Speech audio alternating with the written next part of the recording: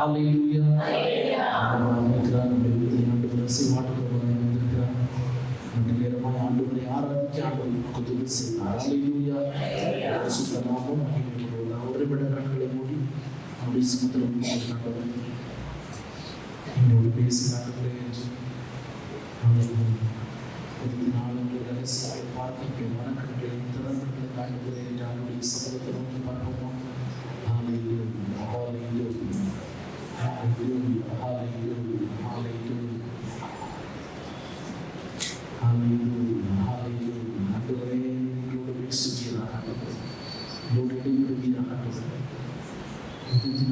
ரகசியங்களை பார்க்க மனக்கங்களை திறந்தருளும்படியாக ஜெபிக்கிறோம். ஆண்டவரே சபா எங்களோடு பேசுவதாக எங்களோடு இடைபடும்படியாக ஜெபிக்கிறோம். ஆண்டவரே சபா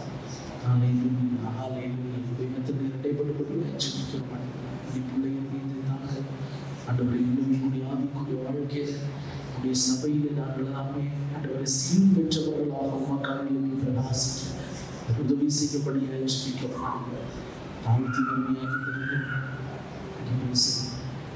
திறந்த உள்ளத்தை தாக்க இயேசுவின் நாமத்தில் ஹல்லேலூயா. சத்தமாக வெளியே சொல்லுங்க ஹல்லேலூயா. நல்லவராக இருக்கிற நாம் யூதா எழுதின நிருபத்தை நாம் ஆதாரமாய் வைத்து நாம் தியானித்து வருகிறோம். அவருடைய வாசிங்க 20வது வசனத்தை வாசிப்போம். நீங்களோ பிரியமானவர்களே உங்கள் மகா பரிசுத்தமான விசுவாசத்தின் மேல் உங்களை உறுதிப்படுத்திக் கொண்டு பரிசுத்த ஆவிக்குள் ஜெபம் பண்ணி. ஹல்லேலூயா. வசனத்தை வாசிக்கிறோம். நீங்களோ பிரியமானவர்களே உங்கள் மகா பரிசுத்தமான விசுவாசத்தின் மேல் உங்களை உறுதிப்படுத்திக் கொண்டு பரிசுத்த ஆவிக்குள் ஜெபம் பண்ணி தேவனுடைய அன்பிலே உங்களை காத்துக்கொண்டு நித்திய ஜீவனுக்கு ஏதுவாக நம்முடைய கர்த்தராகிய இயேசு கிறிஸ்துவின் இரக்கத்தை பெற ஹல்லேலூயா. ஹல்லேலூயா. மகா பரிசுத்தமான விசுவாசத்தை காத்துக்கொண்டோமானால் தேவனுடைய இரக்கத்தை பெறுவோம். ஹல்லேலூயா. மகா பரிசுத்தமான விசுவாசத்தினால உருவாக்கப்பட்டதுதான் சபை. ஹல்லேலூயா. விசுவாசத்தினால ஏற்படுத்தப்பட்டது சபை. விசுவாசத்தினால அஸ்திவாரம் போடப்பட்டது சபை. ஹல்லேலூயா. அதுல ஏதாவது சந்தேகம் இருக்குதா? இந்த சபை திரும்ப சொல்றேன், இந்த சபை உருவாக்கும் போது நீங்க எல்லாம் இங்க வந்து உட்கார்ந்துருப்பீங்க நினைச்சா உருவாக்குறாங்க இல்ல ஆண்டவர் ஏற்படுத்தினாரா? ஆண்டவர் ஒரு திட்டம் இருந்திருக்கு, நீங்க எல்லாம் வருவீங்க. ஹல்லேலூயா. அது ஏற்படுத்தப்பட்டது விசுவாசத்துல தான். ஹல்லேலூயா. ஹல்லேலூயா. அந்த விசுவாசத்தின் மேல அவர் மேல இருந்த நம்பிக்கையின் பேர்ல ஆண்டவர் இந்த சபையை ஏற்படுத்தினார். ஹல்லேலூயா. விசுவாசத்தினால உருவாக்கப்பட்டதுதான் சபை. பிரதானமான சபைகளாக நம்ம பார்க்கிறது 7 சபைகளை நம்ம பார்க்கிறோம். 7 சபையும் இங்க என்ன பார்த்து சொல்லுங்க பார்ப்போம். எபேசு, சிமிர்னா, பெர்கமு, தியத்திரா, சர்தை, பிலதெல்பியா, லவோதிகேயா. ஹல்லேலூயா. எபேசு என்றால் என்ன பொருள்? விரும்பப்படத்தக்கவள். ஓகே. எபேசு பக்கத்துல ஒரு ஒரு கடல் இருந்தது. அந்த கடல் பேர் என்ன? Mediterranean C. மத்திய தரைக்கடல். மத்திய தரைக்கடல் தானே. போய் பாத்தீங்களா? நீங்க அங்க போய் பாத்தீங்களா?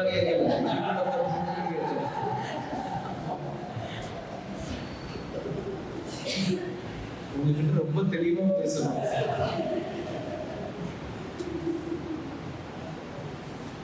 ஓகே. எபேசு சபையை குறித்து நம்ம என்ன செஞ்சோம்? ரெவலேஷன், அதாவது வெளிப்படுத்துற விசேஷம், அதனுடைய 2ஆம் அதிகாரம் 1ஆவது வசனத்திலிருந்து 7ஆவது வசனம் வரையிலும் நம்ம நிறைய காரியங்களை நாம் தியானித்தோம். எபேசு சபைக்கு கர்த்தர் எப்படிப்பட்டவராக வெளிப்பட்டார் சொல்லுங்க. 7 நட்சத்திரங்களை கரத்துல வைத்துக் கொண்டு 7 பொற்குத்து விளக்குகளின் மத்தியில உலாவுகிறவராக வெளிப்பட்டார். ஓகே, ஹல்லேலூயா.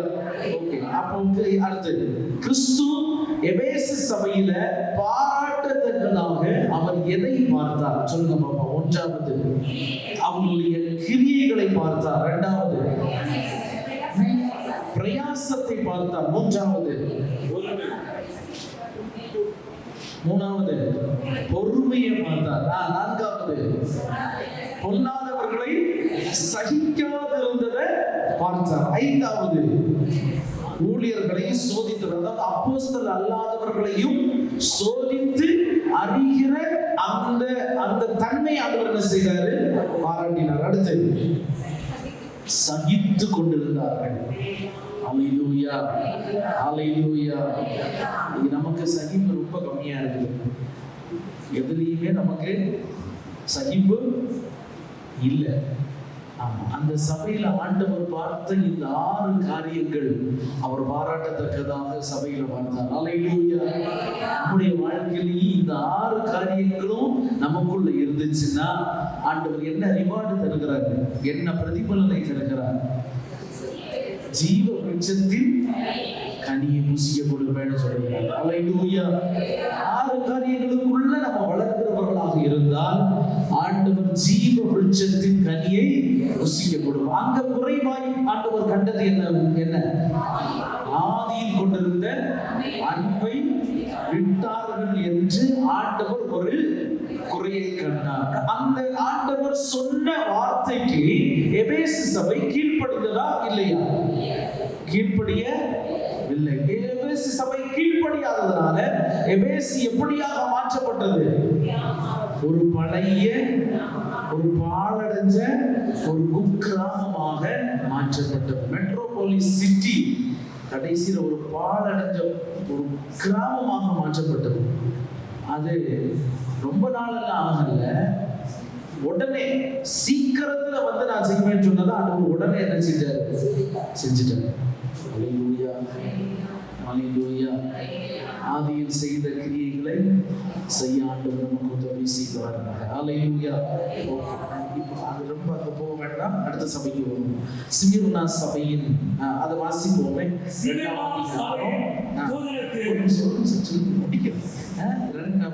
வெளிப்படுத்தின விசேஷம் 2ஆம் அதிகாரம் அதனுடைய 8வது வசனத்திலிருந்து அதனுடைய 11வது வசனம் வரையிலும் பொறுமையா நிறுத்தி நிதானமா வாசிக்க பார்ப்போம். ஸ்மிர்னா சபையின் தூதனுக்கு நீ எழுத வேண்டியது என்னவெனில், முந்தினவரும் பிந்தினவரும் மரித்திருந்து பிழைத்தவருமானவர் இங்க வாசிக்கிறோம்.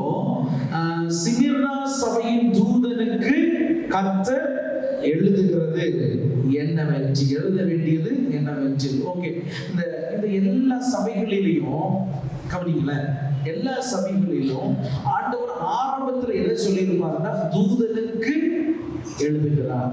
கீழே வாசிக்கும் முடிக்கும் ஜெயங்கொள்ள, அதாவது அதுக்கு மேல சபைக்கு, அதாவது ஆவியானவர், அது வாசிக்கல, ஆவியானவர் சபைகளுக்கு அங்க ஆரம்பிக்கிறது ஒரு தூதன்ல தான் ஆரம்பிக்கிறாரு. இங்க முடிக்குமோ சபைகளுக்கு அப்படின்னு சொல்லி என்ன செய்கிறாரு, முடிக்கிறார். எல்லா சபையையும் நம்ம இப்படிதான் பார்க்க முடியும் பாருங்க. தூதனுக்கு ஆரம்பிக்கிறார், ஆவியானவர் சபைகளுக்கு என்று சொல்றது ப்ளூரல், பன்மையை குறிக்கிறது. அங்க ஒரு தூதனுக்கு சொல்லி இந்த சபைகள் எல்லாருக்கும் சொல்லுகிறார். ஹல்லேலூயா, ஹல்லேலூயா. ஒரு தூதனை கொண்டு ஆண்டவர் சபைகள் எல்லாவற்றுக்கும் ஆண்டவர் என்ன செய்கிறாரு சொல்லுகிறார். இப்ப எபேசு சபையின் தூதனுக்கு ஆண்டவர் எழுதுகிறார், ஆனா அது நம்முடைய சபைகளுக்கு அது அனுப்பப்பட்டிருக்கிறது. ஹல்லேலூயா. இது நமக்கு எல்லாருக்குமே பொருந்தும், எபேசு சபைக்கு மட்டும் கிடையாது. அப்போ ஆவியானவர் சபைகளுக்கு சொல்லுகிறதை காதுள்ளவன் கேட்கணும். ஓகே, இங்க வாசிக்கிறோம். ஸ்மிர்னா சபையின் தூதனுக்கு நீ எழுத வேண்டியது என்னவெனில் வாசிக்கிறோம். எப்படி வாசிக்கிறோம்? முந்தினவரும் பிந்தினவரும் மரித்திருந்து பிழைத்தவருமானவர் சொல்லுகிறதாவது. சேர்ந்து வாசிங்க. அடுத்து கிரியைகளையும் ஆ, ஆ, தரித்திரத்தையும் தங்களை யூதர் என்று சொல்லியும் ஆ, தூஷணத்தையும் அறிந்திருக்கிறேன். படப்போகிற பாடுகளை குறித்து ஆ,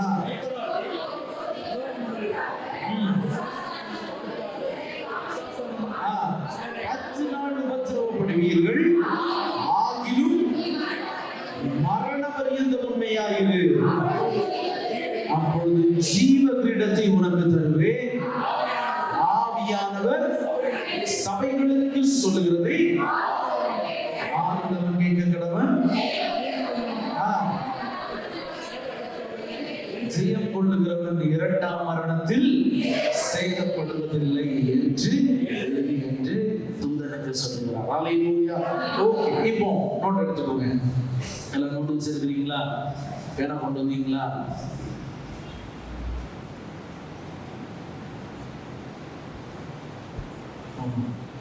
ஓகே, நோட் எடுத்துக்கோங்க, பேனா எடுத்துக்கோங்க, எழுது. ஓகே, அடுத்து இது சிமிர்னா சபை ஹெட்டிங் போட்டுக்கோங்க. சீக்கிரம் சீக்கிரம் எழுதணும். அப்பதான் அடுத்தது நம்ம இன்னைக்கு இந்த சபையை முடிக்கணும். ஆமா, இந்த சபையை முடிக்கிறேன். உங்களுக்கு வேற என்ன வேலை வைக்கிறேன்? சரி, ஓகே, ஓகேவா? ஓகே, எழுதலாம். ஓகே, இரண்டாவது சபையாக சிமிர்னா காணப்படுகிறது. ஒன்றாவது பாயிண்ட், இரண்டாவது சபையாக சிமிர்னா காணப்படுகிறது. இரண்டாவது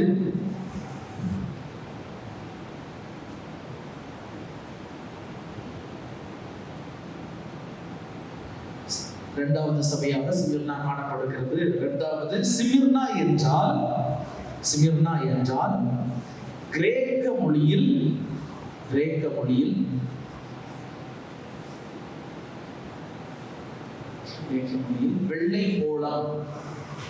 போலம்.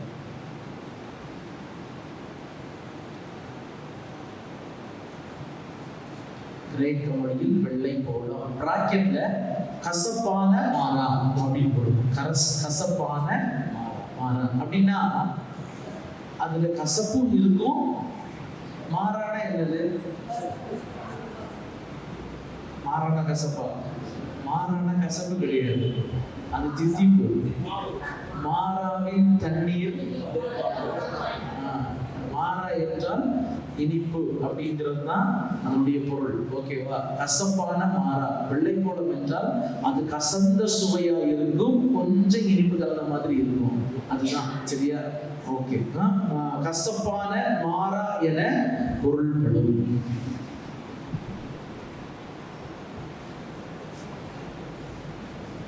எழுதிட்டீங்களா?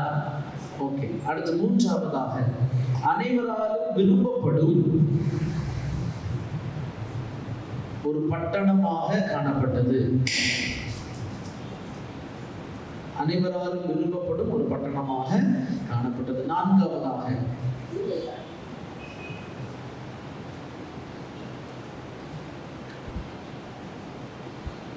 ஆசியாவின் அணிகலன்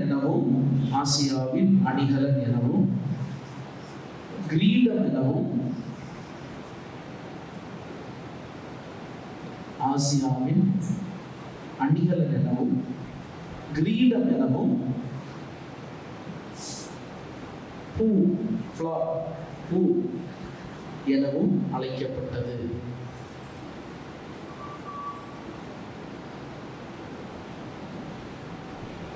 எனவும் அழைக்கப்பட்டது. ஐந்தாவது, இன்று துருக்கிக்கு உட்பட்ட நகரமாக துருக்கிக்கு உட்பட்ட நகரமாக இருக்கிறது.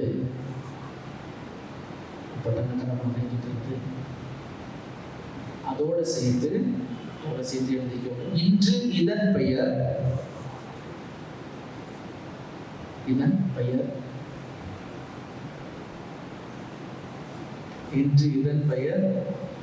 இஸ்மிர்.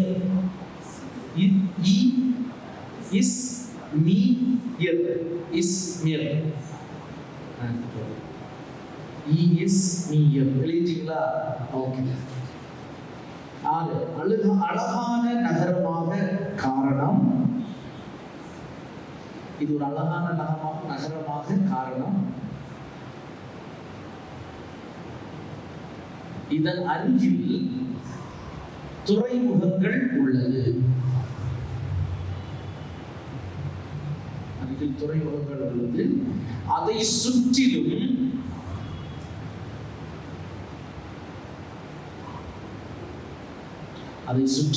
கோயில்கள்,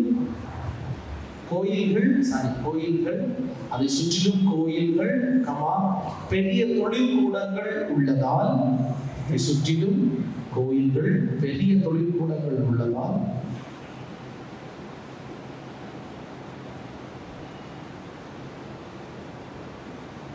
கிரீடம் போல காட்சி அளிக்கிறது. அதை நீங்க கொஞ்சம் இமேஜின் பண்ணி பாருங்க. சரியா? துறைமுகம், அதை சுற்றி கோயில்களும் பெரிய தொலைக்கூடங்களும் அப்படி இருக்கிறதுனால ஒரு கிரீடம் போல அந்த என்ன செய்யப்பட்டது, அந்த பட்டணம் இருந்தது. ஓகே, இப்போது துருக்கியின் துறைமுகமாகவும், 7வது பாயிண்ட், இப்போது துருக்கியின் துறைமுகமாகவும்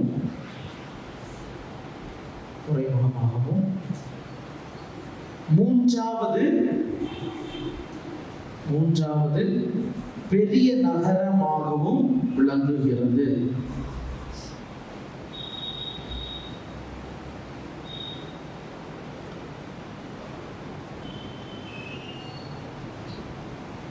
மூன்றாவது பெரிய நகரமாகவும் விளங்குகிறது.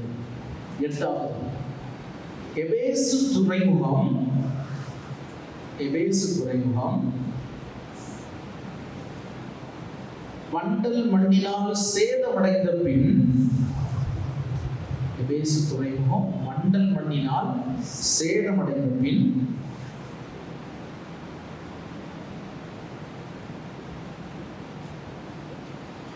ஸ்மிர்னா வியாபார தொடர்புடைய முக்கியமான பட்டணமாக உருவாகிற்று.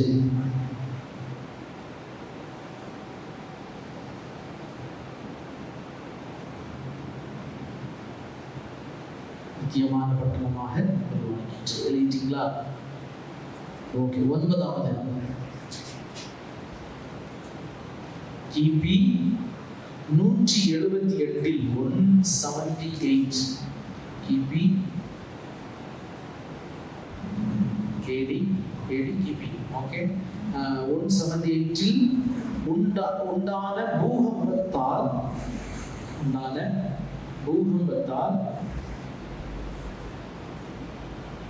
பாதிக்கப்பட்டாலும்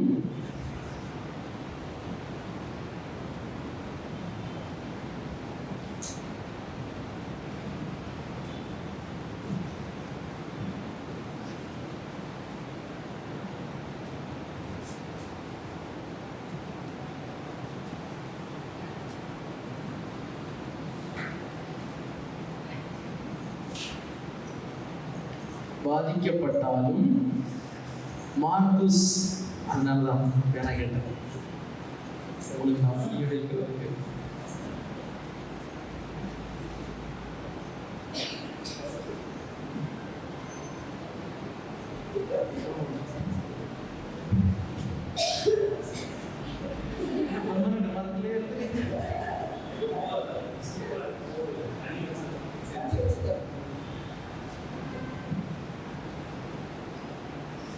தமிழ்ல எழுதுறேன்.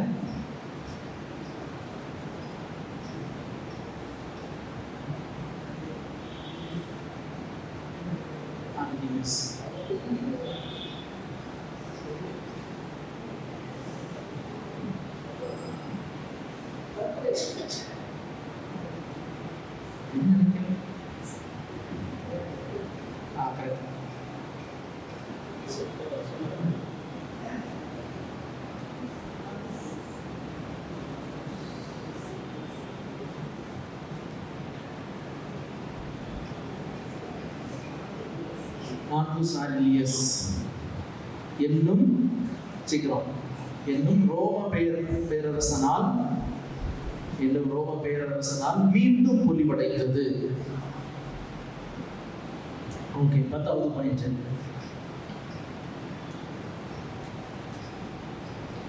முதலாம் நூற்றாண்டில் சிமிர்னாவில் திபேரியு சீசருக்கு முதலாம் நூற்றாண்டில் சிமிர்னாவில் திபேரியு சீசருக்கு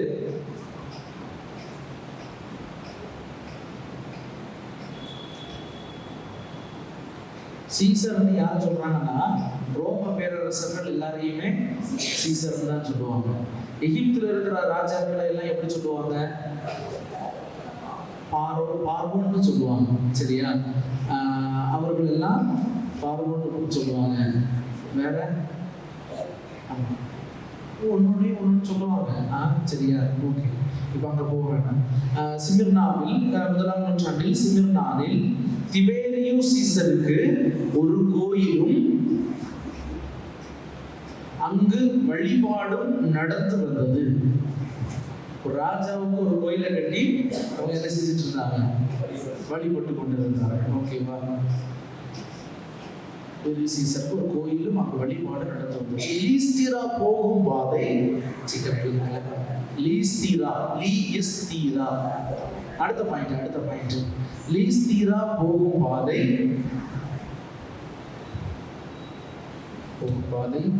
சிமிர்னா வழியாக தான் செல்லும். போகும் பாதை சிமிர்னா வழியாக தான் செல்லும். இங்குதான் 12வது பாயிண்ட் இங்குதான் போலிகார் இரத்த சாட்சியாய் மரித்தவன். எங்க? சிமிர்னா. சரியா? இங்குதான் போலிகார் இரத்த சாட்சியாய் மரித்தான். அவ்விடம் இப்போது உள்ளது. அதோட சேர்த்து அவ்விடம் இப்போது இருக்கிறது. 13வது பாயிண்ட்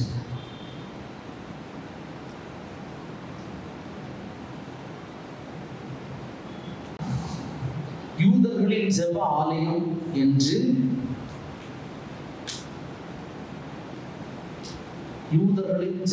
ஆலயம் என்று ஒன்று உள்ளது.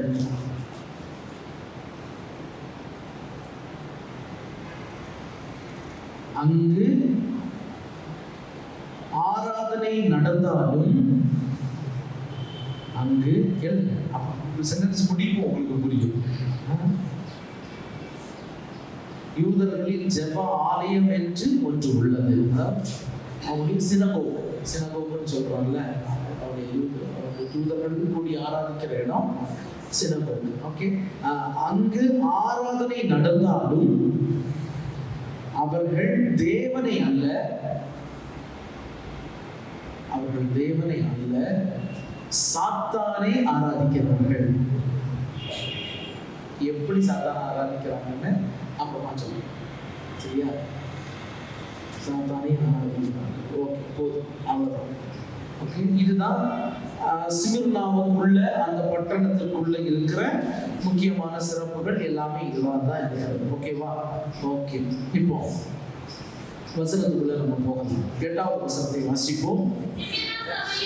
சிமிர்னா சபையின் தூதனுக்கு நீ எழுத வேண்டியது என்னவெனில், முந்தினவரும் பிந்தினவரும் மரித்திருந்து பிழைத்தவருமானவர் சொல்லுகிறதாவது. கவனிங்க, இங்க வாசிக்கிறோம் சிமிர்னா சபைக்கு கர்த்தர் எப்படிப்பட்டவராக வெளிப்பட்டார். ஓகேவா? இங்க வாசிக்கிறோம் சிமிர்னா சபைக்கு கர்த்தர் எப்படிப்பட்டவராக வெளிப்படுகிறார் என்றால், முதலாவது முந்தினவரும் பிந்தினவருமாக வெளிப்படுகிறார். அவர் அல்பாவும் ஓமேகாவுமாய் இருக்கிறார். 1ஆம் அதிகாரம் 11வது வசனத்தில் வாசிக்கிறோம், அது நான் அல்பாவும் ஒமேகாவும் முந்தினவரும் பிந்தினவருமாய் இருக்கிறேன் என்று அந்த சத்தம் கேட்கப்பட்டது. அல்லேலூயா!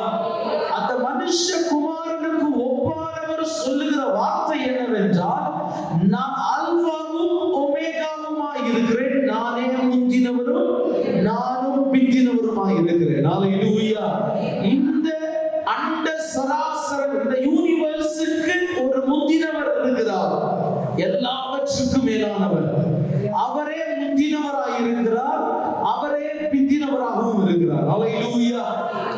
நமக்கு நம்மளுடைய சிந்தனைக்கோ இந்த பூமிக்கோ இந்த யூனிவர்ஸ் இப்படி உருவானது, எப்படி ஆனது என்று சொல்லி யாராலையும் முழுமையான கருத்து இன்றைக்கு வரையிலும் சொல்லப்படல. அல்லேலூயா.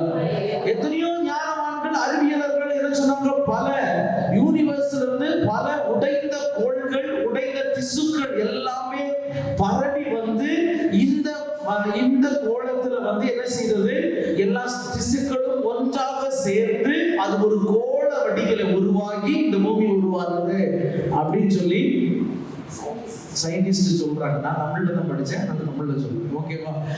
ஓகே. அப்ப இந்த இதெல்லாமே சேர்த்து கோள வடிவில உருவானது என்று சொல்லுகிறார்கள். ஆனால் அப்படியா? இல்லை. ஹல்லேலூயா, ஹல்லேலூயா, ஹல்லேலூயா.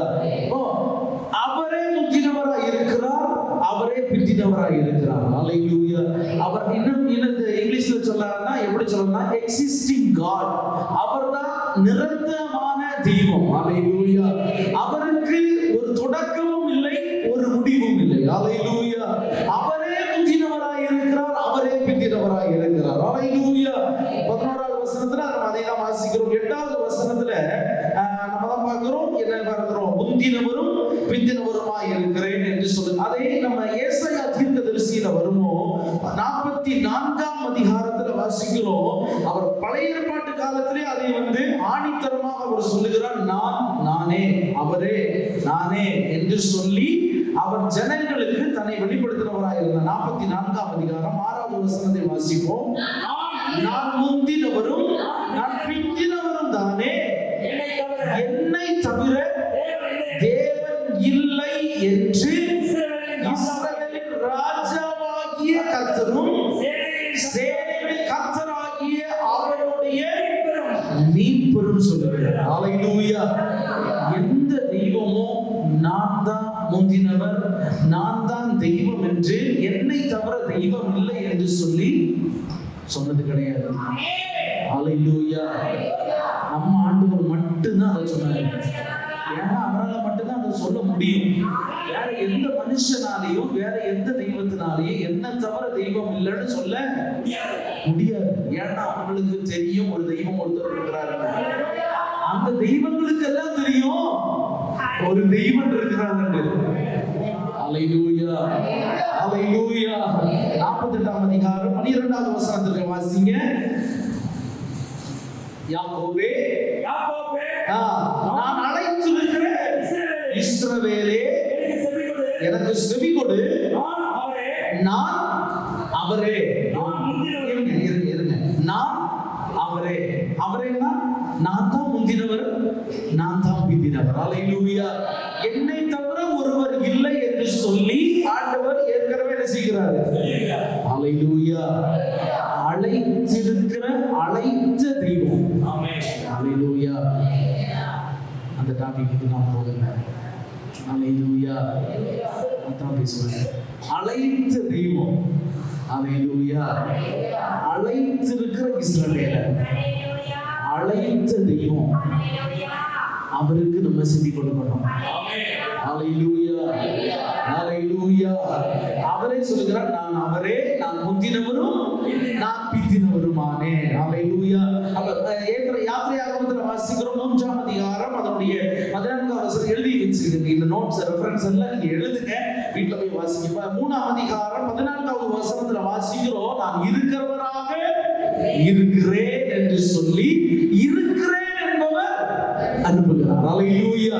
இருக்கிறேன் என்பவர் அனுப்புகிறார். பாருங்க, இப்போ அவர் இருக்கிறவராக இருக்கிறார். எப்ப இருந்து இருக்கிறார்? அவர் இருக்கிறார், அவ்வளவுதான். எப்ப இருந்து இருக்கிறார்னு கேட்டா அவர் என்ன சொல்லலாம்? அவர் இருக்கிறார், அவ்வளவுதான். அவர் எப்ப இருந்து இருக்கிறார்னா அவர் இருக்கிறார். இருக்கிறேன் என்றவர் சொல்லுகிறார். ஹல்லேலூயா, ஹல்லேலூயா. அது இருக்கிறேன் என்றால் அது பிரசன்ட்டையும் குறிக்கும், பாஸ்டன்ஸையும் குறிக்கும், ஃபியூச்சரை என்ன செய்யும்? குறிக்கும்.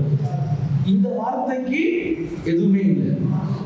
எக்ஸிஸ்டிங் காட், இருக்கிறவராய் இருக்கிறார். ஹல்லேலூயா. அவர் இருக்கிறார், அவ்வளவுதான். இதுதாங்க நம்ம ஆண்டவர். நீங்க எப்படிப்பட்ட பெரிய தெய்வத்தை வேண்டாம் எடுத்தால் ஒரு தொடக்கம் இருக்கும், ஒரு முடிவு இருக்கும். அப்படிதானே? இது இப்படி வந்து இப்படி உருவானது, இவர் காட்டுக்கு போனார் அப்படி வந்து இப்படி உருவானது. அப்படிதானே? எல்லாத்துக்குமே ஒரு இவர் மட்டும்தான் சொல்லுகிறாரு இருக்கிறேன், அவ்வளவுதான். அப்ப நம்ம எவ்வளவு மகிமையான தெய்வத்தை ஆராதிக்கிறோம் பாருங்க. ஹல்லேலூயா. அவர்தான் சொல்றாரு இருக்கிறேன் அப்படிங்கிறவர் உங்களை அழைக்கிறார். ஹல்லேலூயா. ஓகே. அடுத்து 90ஆம் சங்கீதம் அதனுடைய 2வது வசனத்துல வாசிக்கிறோம், அவர் அநாதியாய் என்றைக்கும் இருக்கிறார். ஹல்லேலூயா. அவர் அநாதி தெய்வம். அதற்கு தொடக்கமும் இல்லை, முடிவும் இல்லை. ஹல்லேலூயா. அப்படிப்பட்ட ஒரு நல்ல தெய்வத்தை நாம் ஆராதிக்க ஆண்டவர் நமக்கு உதவி செய்திருக்கிறார். இப்படிப்பட்டவர் சிமிர்னாவுக்கு வெளிப்படுகிறார், நான் முந்தினவரும் பிந்தினவரும் ஆகிறேன். ஹல்லேலூயா. இருக்கிறேன் என்று சொன்னவர், முந்தினவரும் பிந்தினவருமாய் இருக்கிறேன் என்று சொன்னவர், அந்த சபை இல்லைன்னா அந்த கூட்டம் ஒருவேளை சோர்ந்து போய் தளர்ந்து போய் இருக்கிறவர்களை பார்த்துதான் சொல்லுகிறாரு, நான் முந்தினவரா எப்படி இருக்கிறனோ அப்படிதான் இருக்கிறேன். ஹல்லேலூயா. நான் இருக்கிறேன் அப்படின்னு சொல்லி வெளிப்படுகிறார். சிமிர்னா சபைக்கு அவருடைய துன்பத்திற்கு மத்தியிலையும் போராட்டத்தின் மத்தியிலையும் அவர் சொல்லுகிறாரு, நான் இருக்கிறேன். ஹல்லேலூயா. எத்தனை விதமான கண்ணீர்கள், பிரச்சனைகள், போராட்டங்கள் நம்முடைய வாழ்க்கையில வந்தாலும் ஆண்டவர் இன்னைக்கு சொல்லுகிறார், நான் இருக்கிறேன். யாருமே துணை இல்லையே, நான் தனியா இருக்கிறேனே, எனக்கு பேச்சு துணைக்கு கூட யாரும் இல்லையே யோசிக்கலாம், நான் இருக்கிறேன்னு சொல்றேன். ஹல்லேலூயா. அந்த தெய்வம் நம்ம கூட இருக்கு. மனுஷனுடைய உதவி தேவையில்லை பாருங்களேன், என் கூட இருக்கிறேன்னு சொன்னவர் அவர் மட்டும்தான். ஹல்லேலூயா. எந்த மனுஷனும் கடைசி வரையிலும் கூட இருக்க போறது இல்ல. ஆனா ஆண்டவர் சொன்னார், நான் இருக்கிறேன்னு சொல்லி இருக்கிறார். ஹல்லேலூயா. அந்த நல்ல தெய்வத்தை இப்படிதான் ஆண்டவரை ருசிச்சு பார்க்கணும். அவர் எவ்வளவு நல்லவர் ருசிச்சு பார்க்க சொல்லி இருக்கு பாருங்க. ஒரு வார்த்தையை பிடிச்சுக்கோங்க, ஆண்டவர் இருக்கிறார். ஹல்லேலூயா. இரண்டாவதாக அடுத்ததே வசனத்துல வாசிக்க, மரித்திருந்து பிழைத்தவருமானவர் சொல்லுகிறதாவது. ஹல்லேலூயா.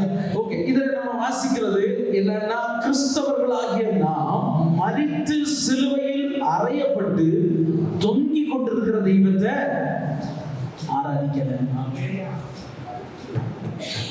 உங்களுக்கு இப்ப கொஞ்சம் புரியும் நினைக்கிறேன். சிலுவையில் அறையப்பட்டு தொங்கிக் கொண்டிருக்கிற தெய்வத்தை ஆராதிக்கல. பிழைத்து நான் இருக்கிறேன்னு சொன்னவரை ஆராதிக்கிறோம். ஹல்லேலூயா. எந்த தெய்வமும் சொல்ல நான் உயிரோட இருக்கிறேன்னு, ஆனா நம்ம ஆண்டவர் மட்டும்தான் சொல்லுகிறார், மரித்த ஆனாலும் சதா காலங்களிலும் உயிரோட இருக்கிறேன்னு சொன்னாரு. ஹல்லேலூயா. இப்படிப்பட்ட மகிமை எல்லாம் சேர்கிற ஒரு தெய்வம் சிமிர்னா சபைக்கு தன்னை வெளிப்படுத்துகிறார். ஹல்லேலூயா. ஒரு கல்லறையினாலையும் அவரை என்ன செய்ய முடியல, அடைத்து வைக்க முடியல. ஹல்லேலூயா. ஒரு கல்லறைக்குள்ளே அடைக்கணும். மாம்சத்தின்படி தாவீதின் சந்ததியில் பிறந்தவரும் பரிசுத்தமுள்ள ஆவியின்படி தேவனுடைய சுதன் என்று மரித்தோரிலிருந்து உயிர்த்தெழுந்தவருமான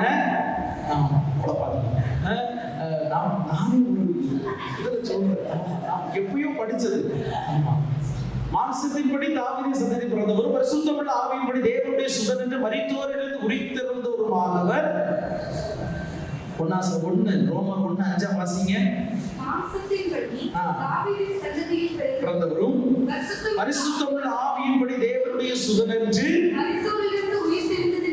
மரித்தெழுந்தது உயிர்த்தெழுதலினாலே பலமாய் ரூபிக்கப்பட்ட தேவனுடைய குமாரனுமாய் இருக்கிறார். ஹல்லேலூயா. பலமாய் ரூபிக்கப்பட்ட தேவனுடைய குமாரன். ஹல்லேலூயா. மாம்சத்தின்படி அவர் தாவீதின் சந்ததியில் பிறந்தவர், பரிசுத்தமுள்ள ஆவியின்படி தேவனுடைய சுதன் என்று, தேவனுடைய குமாரன், தேவனுடைய சுதன் என்று மரித்தோரிலிருந்து உயிர்த்தெழுந்ததினாலே பலமாய் ரூபிக்கப்பட்ட தேவனுடைய குமாரன்.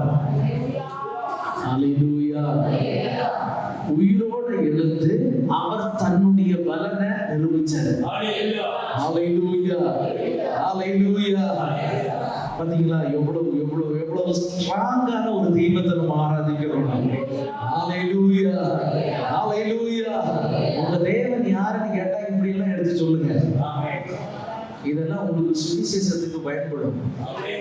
ஹalleluya. அவர் இருக்கிறவரா இருக்கிறாரு. முந்தினவரும் அவர்தான், பிந்தினவரும் அவர்தான். அவர் மாம்சத்தின்படி தாவீதின் சந்ததியில பிறந்தார். ஆனா பரிசுத்தம் உள்ள ஆவியின்படி தேவனுடைய சுதனன்று மரித்தோரிலிருந்து உயிர் தெழுந்ததினால அவர் பலமா நிரூபிச்சிட்டாரு. நான் தான் தெய்வம். ஹalleluya ஹalleluya. ஓகே, இப்படிப்பட்ட ஒரு தெய்வத்தை தான் நம்ம என்ன செய்கிறோம்? ஆராதிக்கிறோம். இந்த தெய்வம் மரித்திருந்தும் பிழைத்தவராக சிமிர்னாவுக்கு வெளிப்படுகிறார். ஹalleluya ஹalleluya. இப்போ இருக்கிற சபைகளில் ஆண்டவர் வந்து கொஞ்சம் ரொம்ப ஒரு ஒரு ஒரு ஒரு ஸ்ட்ராங் பொசிஷனோட ஆண்டவர் வெளிப்பட்டது யாருன்னா இந்த சிமிர்னா சபையில நான் பாருங்களேன். என்னன்னா, நீ கவலைப்படாத, நான் கூட இருக்கிறேன், நான் உன் கூட தான் இருக்கிறேன்னு என்ன செய்கிறாரு? வெளிப்படுகிறார். ஏன் அப்படி வெளிப்பட்டாருன்னா பின்னாடி நம்ம ஒவ்வொன்றா நம்ம தியானிக்குமோ நமக்கு புரியும். ஹalleluya. ஓகே, இதுல நம்ம பார்ப்போம் ஆண்டவர் இப்படிப்பட்டவராக வெளிப்பட்டார். ஓகே, அடுத்து 9வது வசனத்துல கிறிஸ்து, அதாவது சிமிர்னா சபையை குறித்து கிறிஸ்து அறிந்திருந்த காரியம். நான் இப்போ சொன்னதெல்லாம் வாட்ஸ்அப்ல டைப்பிங்கோட வரும், அதை பார்த்து எழுதிக்கும். சரியா? ஓகே. இல்லை எனக்கு வாட்ஸ்அப் இல்லைன்னா இருக்கிறவங்க கிட்ட கேட்டு வாங்கி எழுதிக்கும்.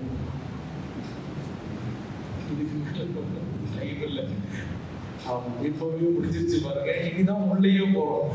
ஓகே, உன் கிரியையும் 9வது வசனத்தை வாசிக்கிறோம். உன் கிரியைகளையும் உன் உபத்திரவத்தையும் நீ ஐஸ்வர்யம் உள்ளவனாய் இருந்தும் உனக்கு இருந்த தரித்திரத்தையும் தங்களை யூதர் என்று சொல்லியும் யூதராய் இராமல் சாத்தானுடைய கூட்டமாய் இருக்கிறவர்கள் செய்யும் தூஷணத்தையும் அறிந்திருக்கிறேன். நம்ம எழுதணும் பாருங்க, எப்படி எழுதணும்? யூதரா இருந்தவர்களுக்கு ஒரு சினகோகு, ஒரு ஜெப ஆலயம் இருந்தது. ஆனா அவர்கள் வந்து தேவனை ஆராதிக்கல, சாத்தானை. இப்ப அந்த வசனம் புரிஞ்சிருக்கும்னு நினைக்கிறேன். ஓகேவா? ஓகே, நம்ம பின்னாடி அப்புறம் அது எப்படி அவர்கள் என்ன சூழ்நிலையினால ஆராதித்தார்கள், என்ன மைண்ட் செட்டோட அதை நம்ம பார்க்கலாம். ஓகேவா? ஓகே, இந்த வசனத்துல வாசி உன் கிரியைகளையும் உன் உபத்திரவத்தையும். அதுல வேற டிரான்ஸ்லேஷன்ஸ்ல எல்லாம் போகுமோ உன் கிரியைகளை அப்படிங்கிற வார்த்தை இருக்காது. சரியா? உன் உபத்திரவத்தையும் நான் வாசிக்கிறேன், கேளுங்க. உன் உபத்திரவத்தையும் வறுமையையும், அந்த அதுல என்ன, ஆனாலும் நீ ஐஸ்வர்யமாய் இருக்கிறாய். தங்களை அந்த பிராக்கெட்ல வரும். சரியா? ஆனாலும் வறுமையையும் போட்டு ஆனாலும் நீ ஐஸ்வர்யமாய் இருக்கிறாய். அது உங்களுக்கு டைப்பிங்ல வரும்.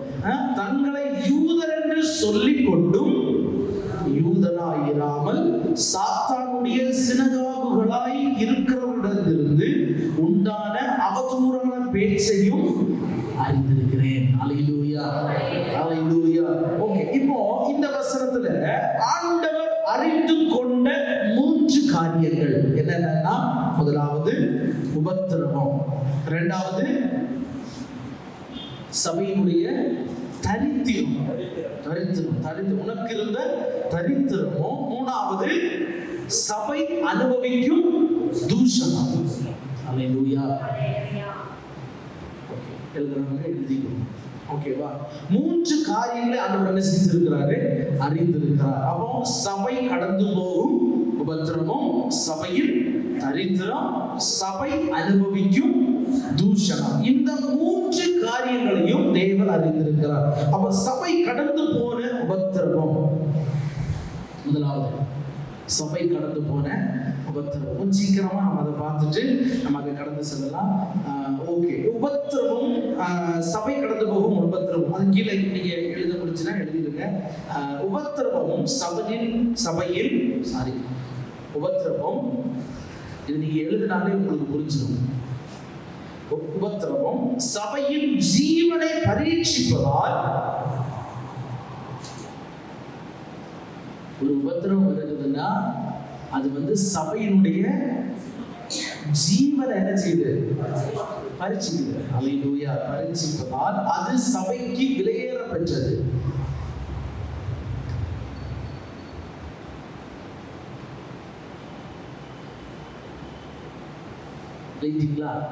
அடுத்த பேராகிராஃப் எழுதுங்க. சபை உபத்திரவப்பட அனுமதிப்பதில் சபை உபத்திரவப்பட அனுமதிப்பதில்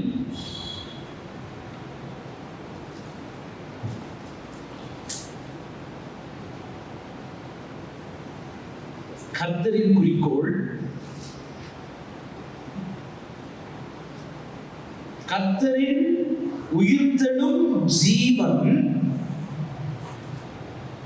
கர்த்தரின் உயிர்த்தெழும் ஜீவன் மரணத்தை ஜெயம் கொள்ளுகிறது என்பதை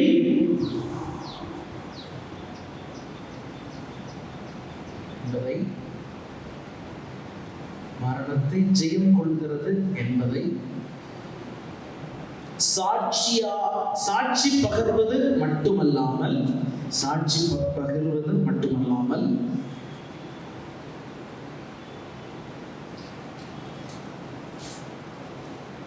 அது அவரின் ஜீவனின் ஐஸ்வர்யங்களை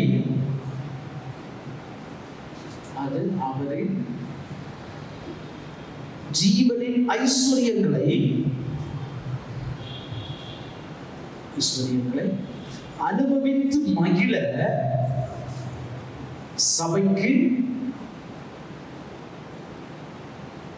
சபைக்கு திறனளிப்பதற்காகவும் இருக்கிறது. மகிழ சபைக்கு திறனளிப்பதற்காகவும் இருக்கிறது.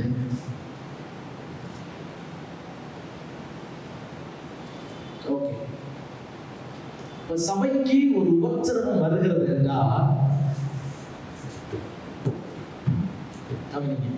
சபைக்கு ஒரு பிரச்சனை வருது, சபைக்கு ஒரு உபத்திரவம் வருதுன்னா அது என்ன தெரியும்னா, சபைக்கு ஜீவன் எவ்வளவு இருக்குதுன்னு அது தெரிஞ்சிடும். சபைக்கு உபத்திரவம் வருவோம், நம்ம எல்லாரும் ஜீவனோட இருக்கிறோமா இல்ல செத்து போனோமான்னு கல்லாங்குளம் பிரச்சனையிலே தெரிஞ்சுது. அல்லேலூயா. எல்லா ஆளுகளும் வந்து எஸ்கேப்.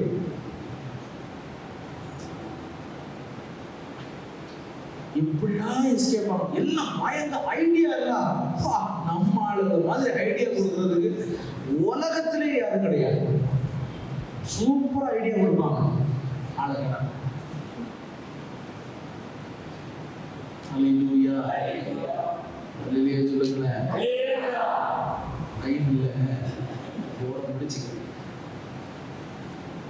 சபையினுடைய ஜீவன் உபத்திரவம் வருமோ, சபையினுடைய ஜீவன் என்னன்னு தெரியும். அல்லேலூயா. அல்லேலூயா. இரண்டாவது பாயிண்ட் அதுதான் வாசிக்கிறேன். சபை உபத்திரவப்பட அனுமதிப்பதில் கர்த்தரின் குறிக்கோள் என்ன தெரியுமா? கர்த்தரின் உயிர்த்தெழும் ஜீவன் மரணத்தை ஜெயம் கொள்ளுகிறது என்பதை சாட்சி பகிர்வது மட்டுமல்லாமல், புரியுதா?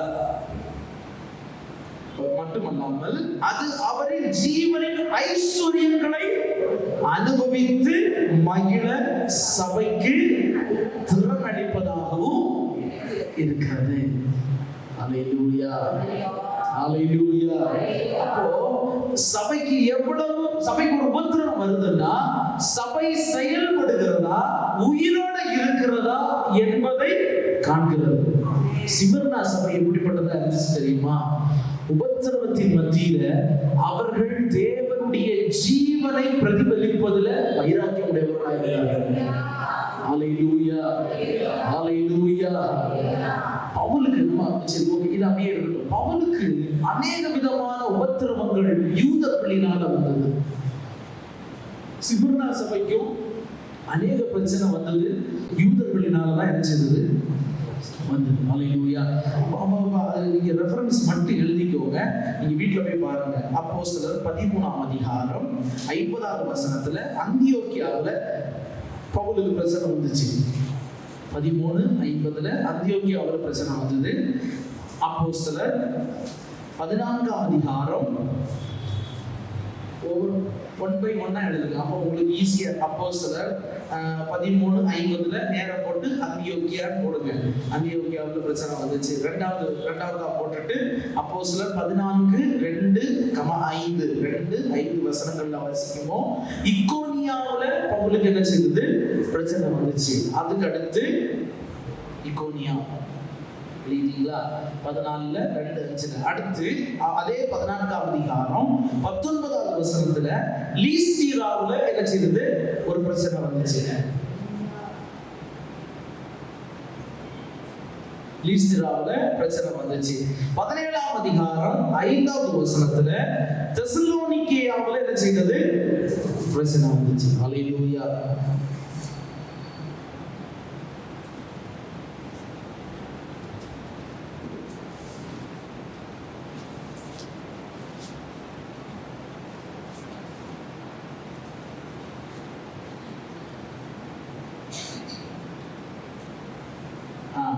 ஒண்ணுன்னா நான் சொல்றேன், சரியா? அந்தியோக்கியாவில் என்ன பிரச்சனை வந்துச்சுன்னா, அங்க அவர் போயிட்டு பிரசங்கம் பண்ணி நிறைய பேர் ரட்சிப்புக்குள்ளாக கடந்து வந்தார்கள்.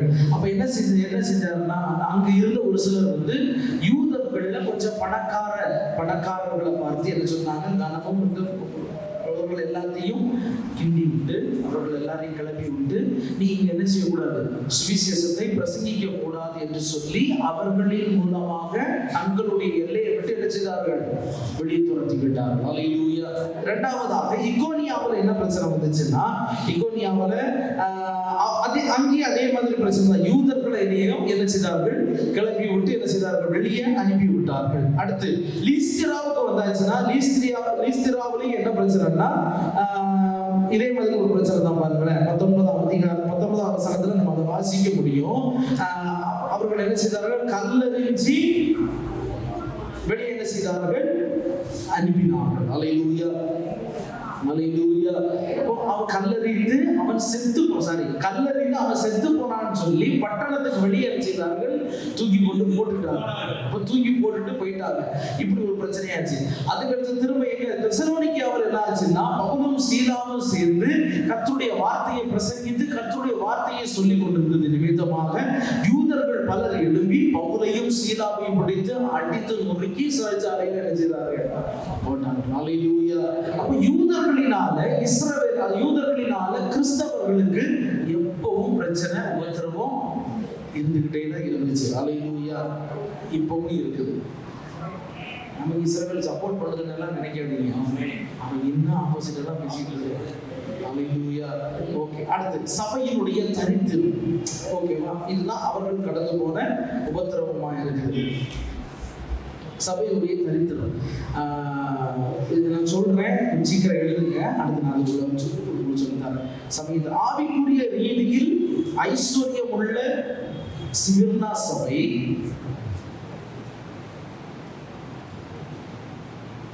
உலகத்தின் கணிப்பில், ஆவிக்குரிய ரீதியில் ஐஸ்வர்யம் உள்ள சிமிர்னா சபை உலகத்தின் கணிப்பில் தரித்திரனாக காணப்பட்டது.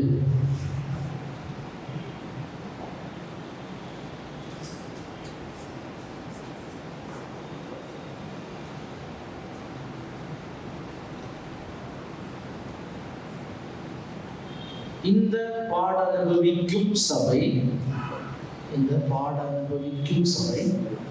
பொருளியல் காரியங்களில் வறுமையாக இருந்தது.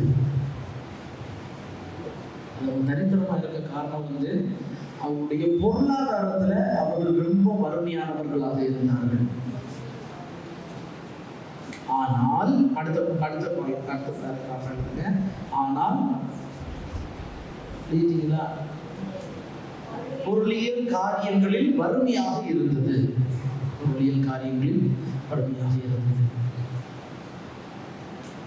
ஆனால் கர்த்தரில் அவருடைய ஜீவனின் ஐஸ்வர்யங்களுடன் அவருடைய ஜீவனின் ஐஸ்வர்யங்களுடன்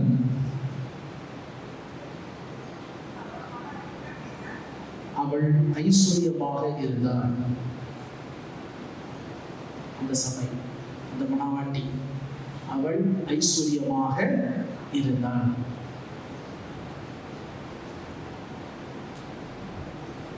ஓகே, இப்ப இந்த கவனிக்கல எழுதிக்கலாம். நீங்க கவனி, எல்லாரும் இங்க பாருங்க. உங்க பார்வை எப்படி இருந்து நான் பாத்துக்கிறேன். ஆமா, 1-2 பேரு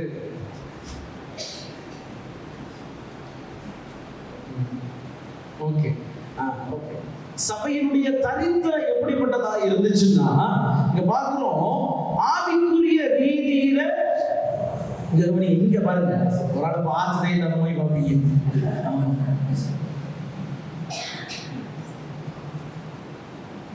ஆவிக்குரிய ரீதியில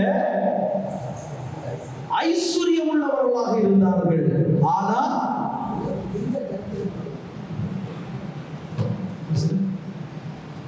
நம்மளை டிஸ்டர்ப் பண்ண பாருங்க, ஒரு மாதிரி அலட்சியம் பண்ற பையன். ராத்திரி பகல உட்காந்து எடுத்துட்டு வர்றது ஒரு மாதிரி காட்டுமோ, அப்படி சர்வம் ஏறிடும் மேல.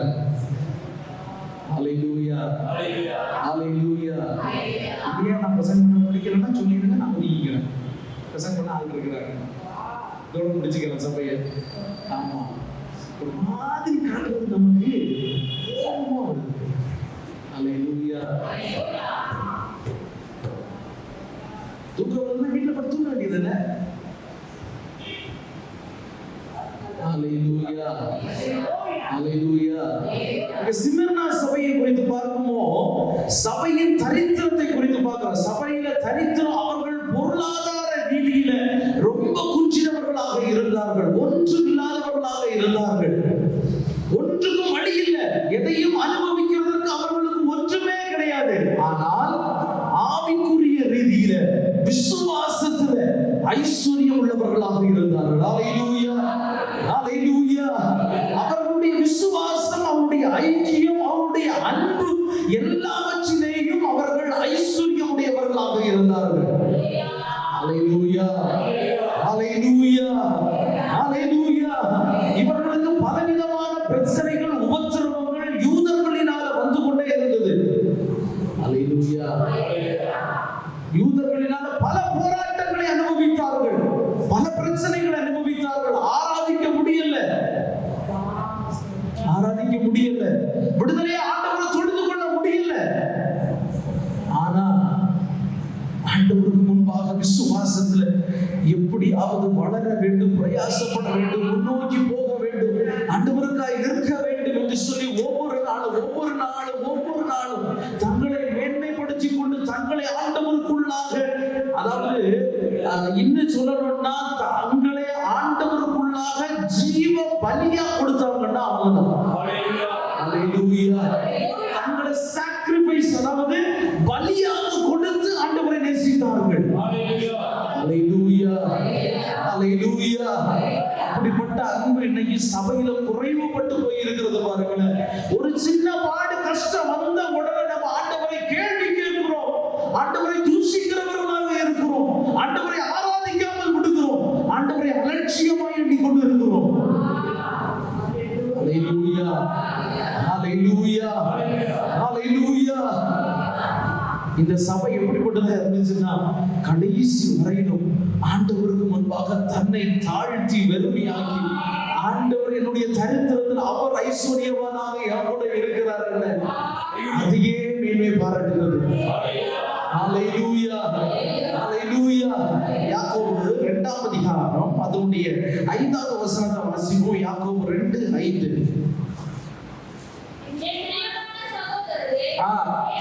கேளுங்கள்,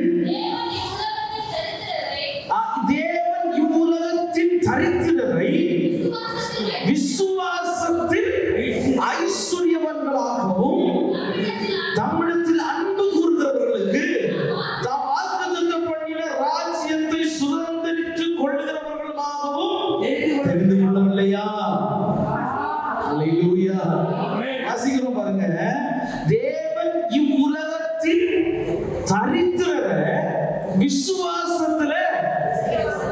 அந்த மகா பரிசுத்தமான விசுவாசத்திற்குள்ள. ஹalleluya, ஹalleluya. ஒருவேளை ஸ்மிர்னா சபை பார்க்கிற நேரத்துல தரித்திரம் உள்ளதா இருந்தாலும் அந்த மகா பரிசுத்தமான விசுவாசத்துல அது ஐஸ்வர்யம் உள்ளதாக இருந்தது. ஹalleluya, ஹalleluya. நீங்களும் அந்த மகா பரிசுத்தமான விசுவாசத்தின் மேல கட்டப்பட வேண்டும் என்று சொல்லி ஆண்டவர் ஸ்மிர்னா சபையை முன்னாக நிறுத்துகிறாரு. நீங்கள் தரித்திரமாய் இருந்தாலும் ஆண்டவருக்குள்ளாக நாம் ஐஸ்வர்யவான்களாக இருக்கிறோம். ஹalleluya. ஒண்ணு இல்லைன்னு கவலைப்படாதீங்க, அவர் இருக்கிறாரு. அவர் தான் நிறைவான ஆவியானவர், நிறைவான தெய்வம் நம்ம கூட இருக்கும்.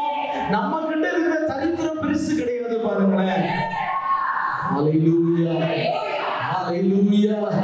விசுவாசத்தில் ஐஸ்வர்யம் உள்ளவர்களாக ஆண்டவர் நம்மை வைத்திருக்கிறார். ஹalleluya. இன்னும் நம்மளை குறித்து ஆண்டவர் என்ன திட்டம் வைத்திருக்கிறார் தெரியுமா?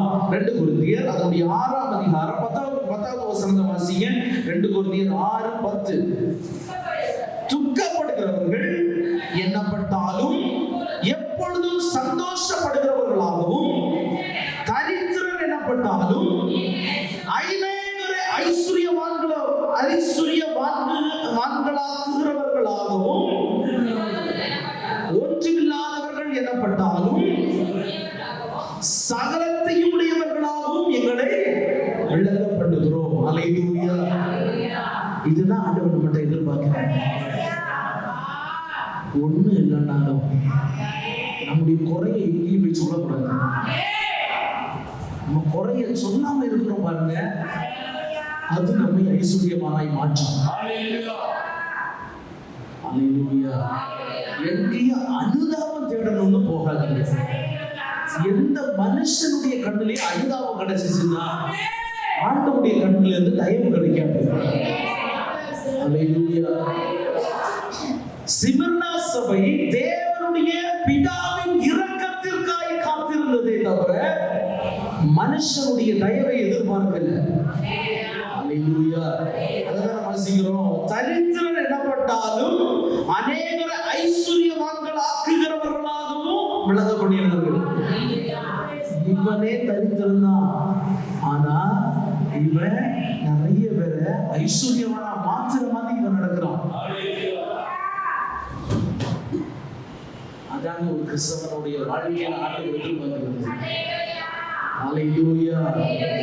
நம் மூலமா நிறைய பேர் ஆசீர்வதிக்கப்பட்டிருக்கிறவர்களாக தான் நம்ம விளங்கணுமே தவிர நம்ம தரித்திரமா வெளியே போய் காட்டக்கூடாது. அப்படி காட்டணும்னா பிதாவின் இரக்கத்தை இழந்து போயிடுவோம். ஹalleluya, ஹalleluya, ஹalleluya. இப்போ சபையினுடைய தரித்திரம், நம்ம ஒருவேளை தரித்திரமா இருந்தாலும் ஆண்டவர் ஐஸ்வர்யவான்களாய் வைத்திருக்கிறார். ஹalleluya. பொருளாதாரத்துல நம்ம ஒருவேளை குறைபட்டவர்களாக நம்ம இருந்தாலும் நம்முடைய வாழ்க்கையில ஆண்டவர் நல்ல ஐஸ்வர்யமான ஆவிக்குரிய நன்மைகளை தந்திருக்கிறார். ஹalleluya.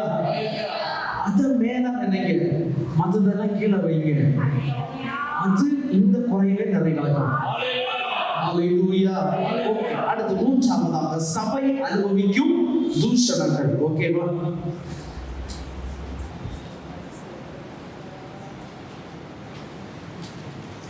இது கொஞ்சம் நிறைய இருக்குது.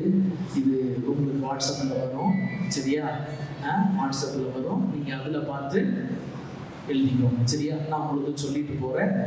இன்னும் நிறைய இருக்குது பாருங்க, அதெல்லாம் சொல்லிட்டு போகிறேன். ஓகேவா? Okay okay. சபை கடந்து போகிற உபத்திரம். ஒரு தடவை நான் ஸ்பீடாக வாசிக்கிறேன். சாரி, சபை அனுபவிக்கும் தூஷணம். நான் உங்களுக்கு சொல்லி ஒரு பாயிண்டா சொல்லி நான் போயிட்டே இருக்கிறேன். நீங்க என்ன கவனிச்சுக்கிட்டே இருக்கு, சரியா? ஓகேவா? சொல்ற வசனத்தை மட்டும் நீங்க வாசிச்சா போதும். சபை அனுபவிக்கும் தூஷணம் என்னவென்றால், யூதவாதிகள் மாம்சத்தில் யூதர்களாக இருந்தார்கள், தங்கள் ஆவியில் அவர்கள் யூதர்கள் அல்ல. ஹalleluya. அதுக்கு எடுத்துக்காட்ட நம்ம வாசிக்கணும்னா ரோமர் 2ஆம் அதிகாரம் 28-29 வசனத்தை வாசிப்போம். புறம்பாக யூதனாய் இருக்கிறவர் யூதன் அல்ல,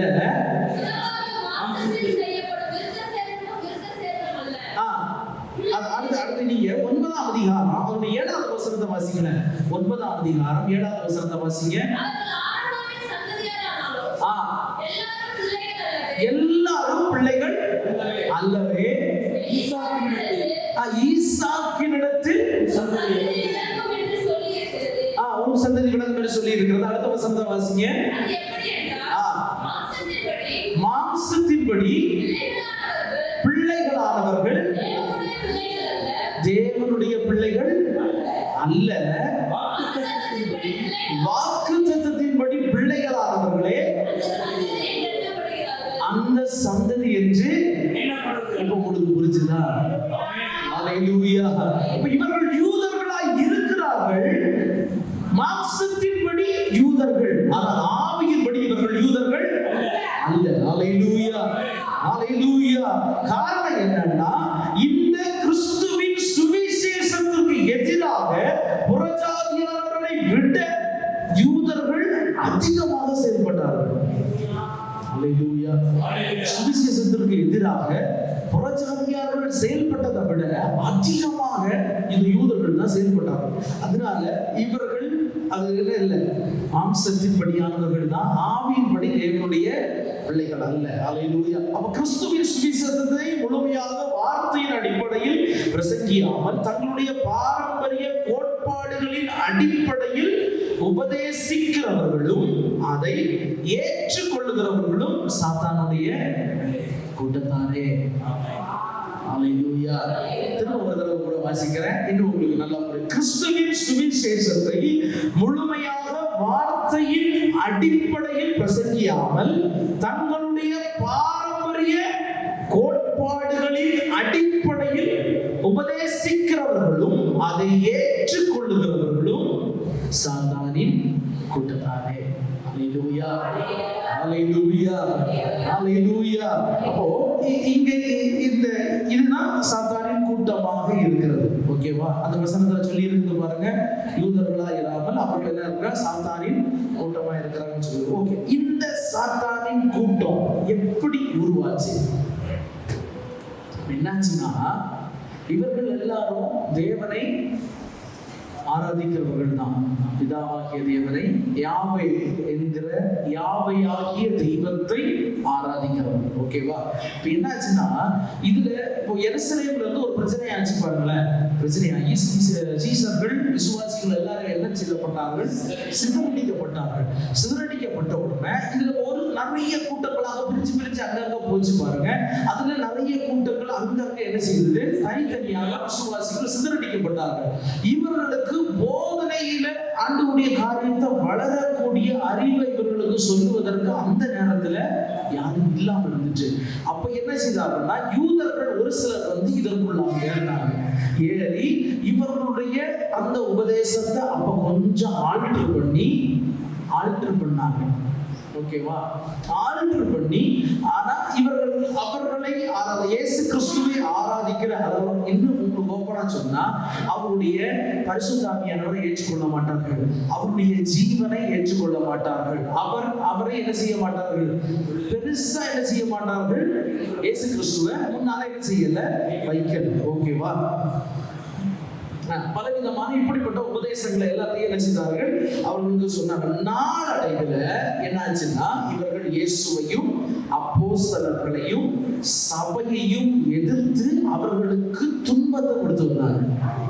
அல்லேலூயா. கொஞ்சம் கொஞ்சமா உள்ள இப்படிதான் துருபதேசமும் வரும் பாருங்க. இப்படிதான் கள்ள போதகர்கள், கள்ள தீர்க்கதரிசிகள் எழுப்பி கொஞ்சம் கொஞ்சமா உள்ள வருவார்கள். அல்லேலூயா. இப்ப நம்ம ஆவிக்குரிய வாழ்க்கை சில நேரம் கெட்டு போகுது பாருங்க. எப்படி ஆரம்பிக்குதுன்னு தெரியுமா? எப்படி ஆரம்பிக்குது சொல்லுங்க பார்ப்போம். ஒரு நெயில் பாலிஷ் ஆரம்பிக்கும், அப்படிதானே? வச்சிருக்கிறீங்களா? ஒண்ணு இந்த காலில உடம்பு சூடு அதிகமா இருக்குது, பெருவரல்ல மருதாணி போட்டேன். ஏன் சூடு அதிகமா இருந்துச்சு? எண்ணெய் தேய்ச்சி குளிய மருதாணி போட்டதான் உங்களுக்கு குளிக்காம இருந்துட்டு சூடி ஏறி போச்சான். அல்லேலூயா. நிறைய சொல்லி இருக்கிறாங்க நம்மள, மருதாணி சுத்தி இருக்கிறதுக்கான மருதாணி என்ன போட்டிருக்கிறீங்க அப்படின்னா, இதுல கேவலம் என்னன்னா ஆம்பளைங்களும் நிறைய பேர். இதை அதை வெளியே சொல்ல முடியல. ஆமா, கால்ல ஃபுல்லா மருதாணி தேய்ச்சி வச்சிருக்கிறாங்க. இப்படிதான் பிசாசு உள்ள வருவோம். ஜாக்கிரதையா இருங்க. ஹalleluya. என்ன பாப்பா எழுதிட்டே இருக்க? கையை காமி.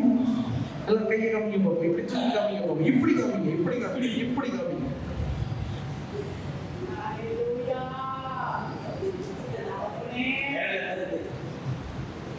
சாயங்காலத்துக்குள்ள எடுத்துக்கணும். நீ ஆசிட்டு தேய்ச்சிக்கிறது எனக்கு தெரியாது.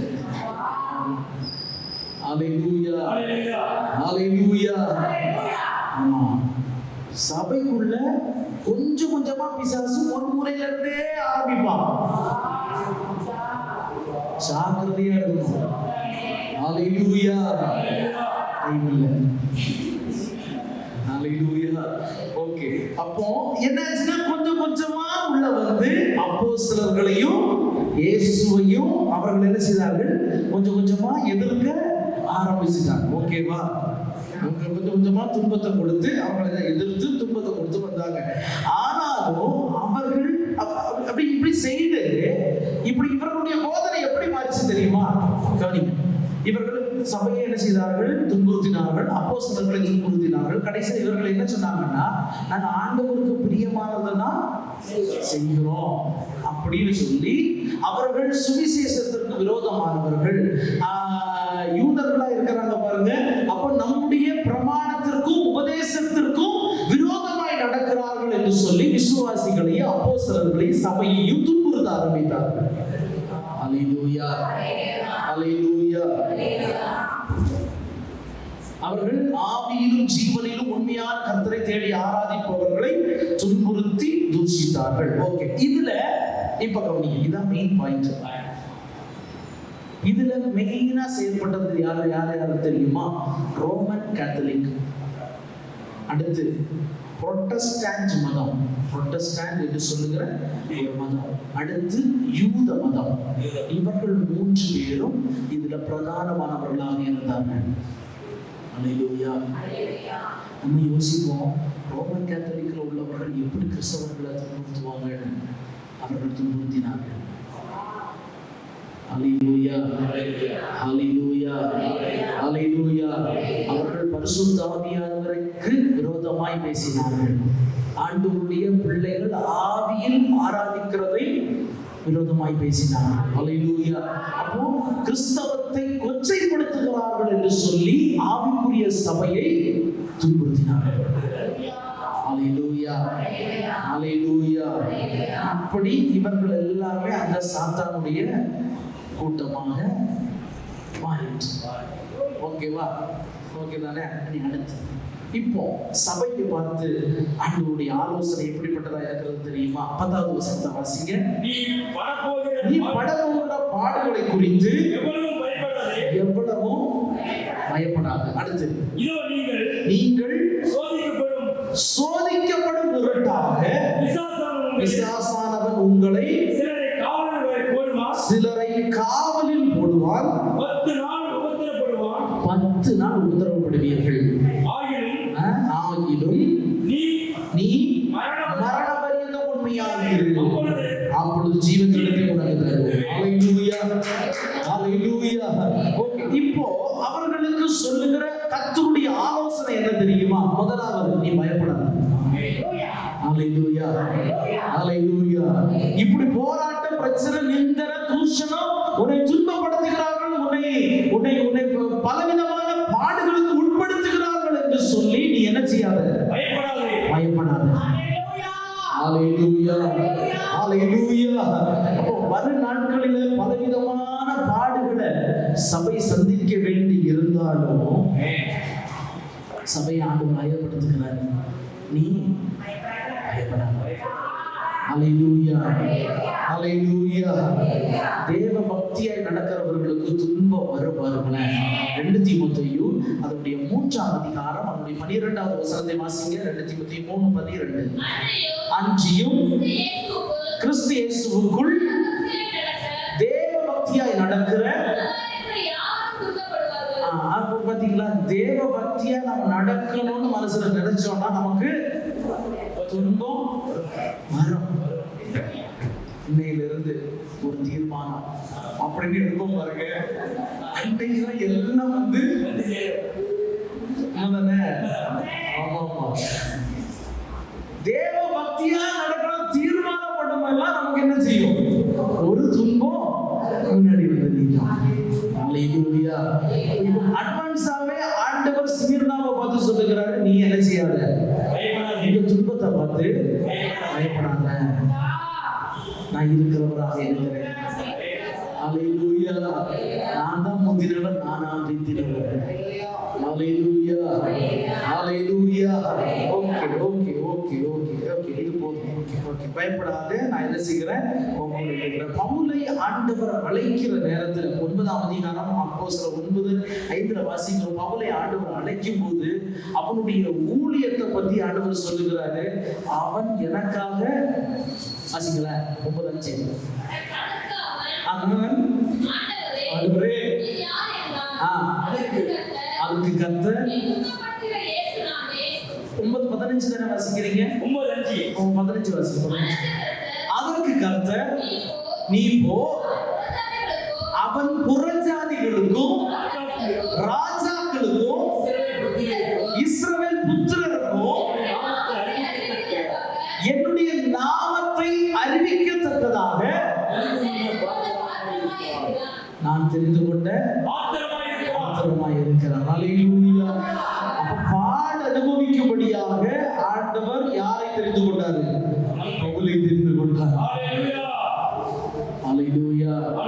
அதே போலதான் ஆண்டவர் நம்மளை வைத்திருப்பாரு. பயப்படாதீங்க. அல்லேலூயா. ஓகே, அடுத்தது முக்கியமான பாயிண்ட் வரும். அதுக்கு வாசிக்கிறோம், நீங்கள் சோதிக்கப்படுகிற பொருட்டாக பிசாசானவன் உங்களில் சிலரை காவலில் போடுவான், 10 நாள் உத்தரவுப்படுவீர்கள். இது என்ன கணக்கு 10 நாள்? நான் இலக்கணம் கேட்கலங்க மேடம், அது சொல்லடியோ சொல்லாத அடியோ எனக்கு தெரியாது. 10 நாள் உபத்திரவப்படுவீர்கள் அப்படின்னா 10 ரோம பேரரசின் ஆட்சியர்களை குறிக்கிறது. அல்லேலூயா. 10 வந்து நிறைவை குறிக்கும். அல்லேலூயா. அது மிக மிக குறைந்த காலமாக நம்ம நினைக்கலாம். 10 ஒரு நிறைவை குறிக்கும்.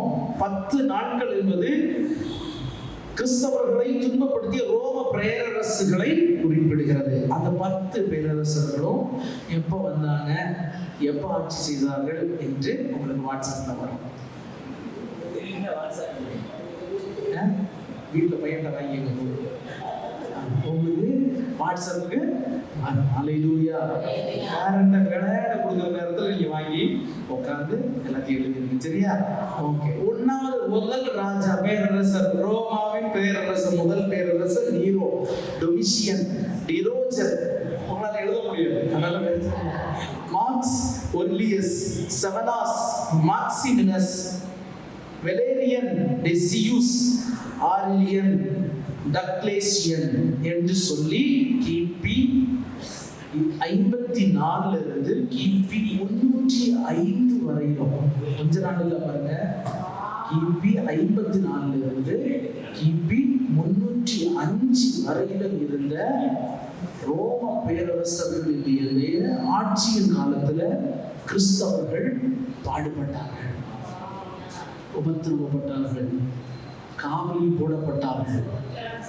அல்லேலூயா. ஆனாலும் மரண பரியந்தம் உண்மையாக இருந்தார்கள். அல்லேலூயா. அதெல்லாம் சொன்னாரு, இப்படி எல்லாரும் உன்னை துன்பப்படுத்துவார்கள், நீ என்ன செய்யாத, பயப்படாத, நீ மரண பரியந்தம். மரண பரியந்தம்னா சும்மா இல்லாத பாருங்க. அவர்களுக்கு அந்த கிறிஸ்தவர்கள் அனுபவித்த மரணம் என்ன தெரியுமா? இந்த ரோம பேரரசின் காலத்துல லட்சக்கணக்கான கிறிஸ்தவர்களை கொன்றார்கள். எப்படி கொண்டாங்க தெரியுமா? ஒரு பெரிய விளையாட்டு அரங்கம் இருக்கும். அந்த விளையாட்டு அரங்கத்திற்குள்ள ரோமர்கள் எல்லாரும் ஸ்டேடியம் மாதிரி அப்படி உட்கார்ந்து இருப்பார்கள். கீழே கிறிஸ்தவர்களை கொண்டு வந்து விட்டுருவார்கள். பசியோடு 10 நாட்கள் 15 நாட்கள் பசியோடு இருக்கிற சிங்கங்களை அவிழ்த்து விட்டார்கள். இந்த சிங்கங்கள் உள்ள வந்து எல்லா கிறிஸ்தவர்களையும் கடித்து கொன்று தின்றது. சிவனாவின் சபையை பார்த்து ஆண்டவர் சொல்லுகிறாரு, நீ மரண பரியந்தம் உண்மையா இரு. இப்படிப்பட்ட ஒரு பிரச்சனை தான் நான் உன் கூட தான் இருக்கிறேன். இப்படி ஒரு கஷ்டத்தை நம்ம அனுபவிக்கலையே. ரோம கத்தோலிக்கத்தில் இருந்த ஃபாதர்கள் நிறைய பேர் எல்லாரும் சேர்ந்து என்ன செய்தார்கள் தெரியுமா? கிறிஸ்தவர்களை கம்பத்துல கட்டி வைத்து உயிரோட எரித்தார்கள். உயிரோட எரித்தார்கள். கீழே கட்டையை போட்டுட்டு அவனை கம்பத்தோட சேர்த்து கட்டி வச்சு அவனை கீழே பத்த வச்சு கீழே இருந்து கொஞ்சம் கொஞ்சமா எரிந்து செத்தார்கள். இன்னும் நிறைய பேர் என்ன செஞ்சாங்க தெரியுமா?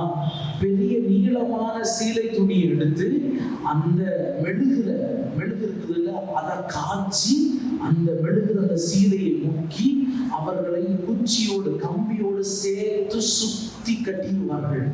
மேல திரி மாதிரி வச்சுட்டு கொளுத்தி விட்டுருவார்கள்.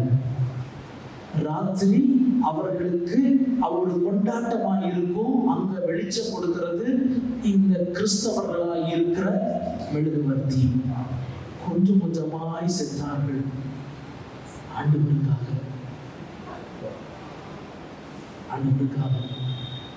இவ்வளவு துன்பத்தை கிறிஸ்தவர்கள் அனுபவித்தார்கள். மரண பரியந்தும் உண்மையா இருந்தார்கள்.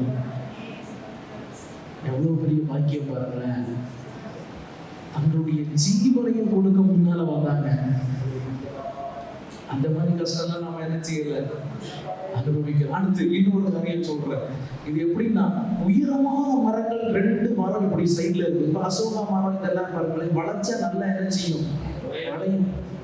வளைஞ்சு வரும். எவ்வளவு நாளும் வளைஞ்சு வரும். அதே மாதிரி வச்சுக்கிறாங்கன்னா, உயரமான 2 மரங்களை வைத்தார்கள். 2 மரங்களையும் வளைத்து பிடித்து யானையை வச்சு வளைப்பார்களாம். சாதாரணமாக இல்லை, யானையை வச்சு வளைத்து பிடித்து 2 கால்களையும் 2 மரத்துல கட்டுவார்களாம். கட்டிட்டு ஆட்டிட்டு விட்டுருவாங்களாம். இது கிறிஸ்தவர்கள் அனுபவித்தார்கள். அவருடைய சுவிசேஷத்திற்காக சாட்சியம் நின்றார்கள். நம்மளால முடியுமா? அப்படி ஒரு துன்பத்திலேயே இருக்கிறோம். ஆண்டவரை ஆராதிக்கிறதுல வர நம்ம உண்மையா இருக்க மாட்டேங்கிறோம். அல்லேலூயா, அல்லேலூயா, அல்லேலூயா, அல்லேலூயா. அப்படிப்பட்ட கிறிஸ்தவர்கள் வாழ்ந்தார்கள். ஆண்டவருக்காக வைராக்கியம்.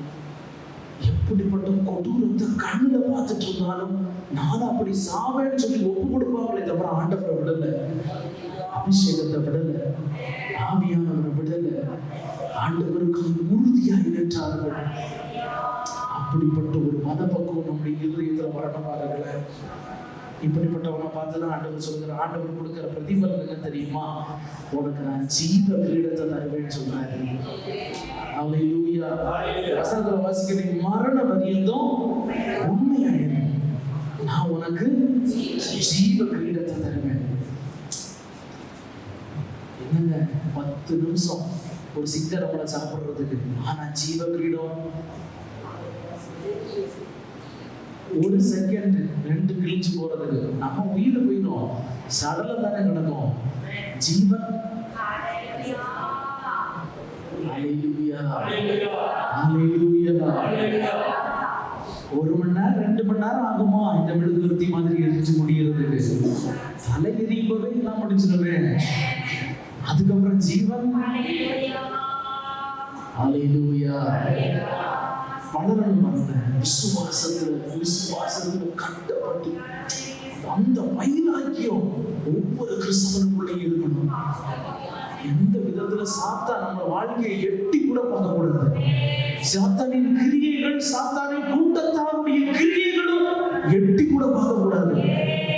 ஆண்டவருக்காக நிற்கணும், ஆண்டவருக்காக நிற்க பிரயாசப்படும். போராட்டம் வரும், பக்தியா இருக்கணும்னு நினைக்கிறதுதான் துன்பங்கள் நமக்கு நேராகி வரும். ஆனாலும் மரண பரியந்தம் உண்மையா ஜீவ கிரீடத்தை தருவாரு. அல்லேலூயா, அல்லேலூயா. ஜீவ கிரீடம்னா நித்திய நித்தியமாக பரிசுத்தமான நிலையில தேவனோடு சஞ்சரிக்கும் உன்னத அனுபவத்தை காட்டுகிறது. ஹல்லேலூயா, ஹல்லேலூயா.